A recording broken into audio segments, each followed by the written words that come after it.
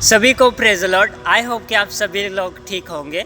मैं आपको एक ऐसी बात बताने जाता हूँ जिसे परमेश्वर ने मुझ जैसे नादान को स्वप्न में एक उलझे हुए सवाल का जवाब दिया। कई दिनों से मैं यिर्मयाह की किताब पढ़ रहा था और यिर्मयाह की किताब पढ़ा था 38 अध्याय पे पहुँचा। तो मैंने 38 अध्याय में पढ़कर एक हैरान हो गया कि यिर्मयाह भविष्यद्वक्ता जो परमेश्वर का महान नबी होकर सिदकिय्याह राजा ने उसे कुएं में डाल दिया था और कुएं में फंस गया था वो, और कई दिन तक वो वहाँ पर रहा था। जो अध्याय में पढ़ रहा था वो पढ़कर मैं हैरान हो गया थी, परमेश्वर ऐसा क्यों जो आपका महान दास होकर भी इतने सताव में होकर गुजरा। फिर मैं वो सवाल प्रभु से करके मैं 2 दिन के बाद भूल गया।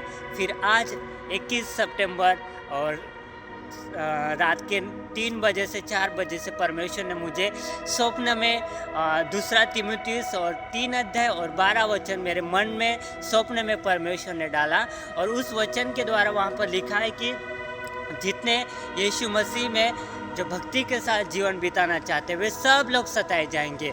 तो इस वचन के द्वारा परमेश्वर ने मुझसे बातें की कि कहा गया है कि वहाँ के सब लोग सताए जाएंगे। तो मुझे याद आया कि हाँ, पिछले दिनों से मैं परमेश्वर से सवाल पूछ रहा था कि क्यों नबी होकर भी इतने सताव से गुजरा। तो इस सवाल को परमेश्वर ने मुझे मेरे स्वप्न में दर्शन के द्वारा स्वप्न में मुझे एक ज्ञान का वचन देकर परमेश्वर ने मुझसे बातें की। इसलिए मैं परमेश्वर का दिल से शुक्रिया अदा करता हूँ। आई होप कि परमेश्वर भी आपको ऐसे ही स्वप्न में बातें करें, आपके हर एक उलझे हुए सवालों का जवाब दें। God bless you.